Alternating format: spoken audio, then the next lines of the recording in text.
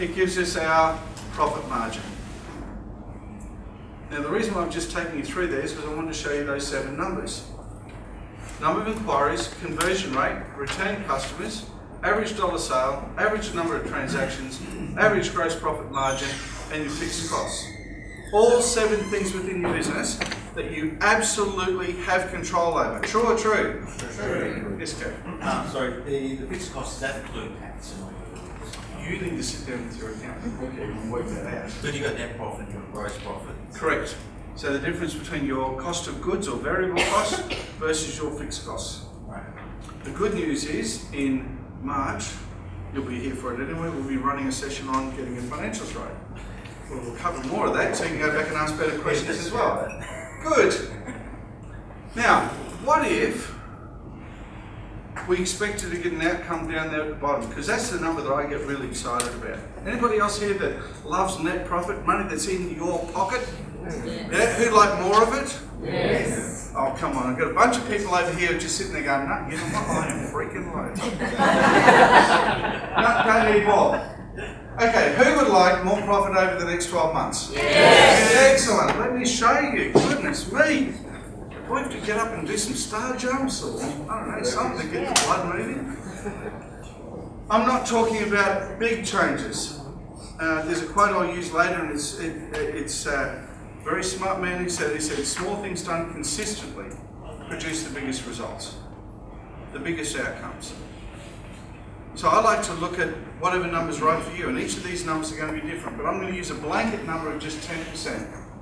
So we improve just by 10% over the next 12 months. Do you believe that if you have better marketing, you have a good unique selling proposition, you've got a strong guarantee, that you can increase the number of inquiries you get over the next 12 months by just 10%? Pretty low number, right, Timbo? Yeah. If you had a customer who said only 10%, you'd be laughing your way all the way to the bank. Right. Tim, by the way, is one of the best marketers I've met. The reality is, it's not hard to get, true? So why don't we set that today as the example, so that I don't blow you away with numbers that look too good to be true. Because Sam's sitting here going, when it looks too good to be true, it probably is. But this is true. Simple numbers. So if we increase those inquiries from 4,000 to 4,400, sorry that's really hard to read, but it is on your sheet there.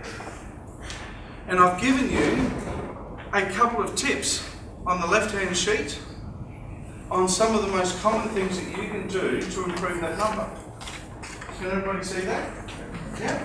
So I'm not just telling you what you've got to do. What I'd like to do is give you the knowledge to go away and do it. I thought I was reading something wrong with John Millar. It's just total revenue should be 600,000. Yes, it's missing a zero. Thank you. Good. Yeah. Trying to do the math in my head. No, it is. It's true. Thank you. One person in the room picked it up. How many other people picked it up? I'm looking at one now. They probably picked up and didn't say anything. Feel free to say something. It's in there for a reason. It's in there for a reason. So, if we increase that by just that area, right? This is one of the free things that we're going to give you throughout the day. And there's other things I'll tell you about that I'm going to give you. And at the end of the day, I'm going to offer you some free stuff. There's a difference between give and offer. The give stuff I'm going to give you now. The offer I'll give you later. And the offer is still free. So it's okay, I'm not here to sell you something. Yeah, I am, but I'll give it to you for free anyway. Right. If we increased our conversion rate by training our sales team, working on better sales processes, and we increased our sales not from 25 to 35%, by just 25 to 27.5%. Is that doable or not doable, guys? Yes? Yeah? Doable. I want you to call BS on me if there's a number that's not right. Yeah? Thank you. Right, next thing. If we maintained a few more clients, we loved our clients, we showed them why they should be with us, and we constantly gave them more and more value, could we retain more clients if we really focused on that area for the next 12 months? Yep. Yes or no? Yes. Not everybody answered there. Yes or no? One or two? Yes. Excellent. Good. And again, I've given you all sorts of tips in there. Anywhere between, 3 and 6 tips? In each category. How many strategies do you reckon there really are in these 7 areas? By the way? Hundreds. concerned because I've shown you a couple of them. The reality is there are over 400 strategies to help improve these 7 areas. But again, I didn't have enough paper. I didn't have enough time to give you all 400 strategies. That's something I do with my clients. If we were able to do that, what have we done if we can increase our average dollar sale? Sorry, that's on a little bit of a wonky. If we just increase by showing people the value of what we do, we had other areas that we discounted, that we just stopped discounting in. I'm not talking about necessarily raising prices, but even you just stop discounting, that would increase the average dollar sale by itself, wouldn't it? Yes. Excellent. I've got people sitting over here going, yeah, we know this, I know this, I know you know this, because they're the people should be going to you to talk to about it. So if we talked about those things, it would increase our total revenue from 600,000, not 60, to 825,000. Big jump, isn't it? Yeah? But turnover is nice, right? Turnover is a really good thing to show off and tell everyone how cool you are. But what's really important? Profit. Right, so let's have a look at the last couple of numbers.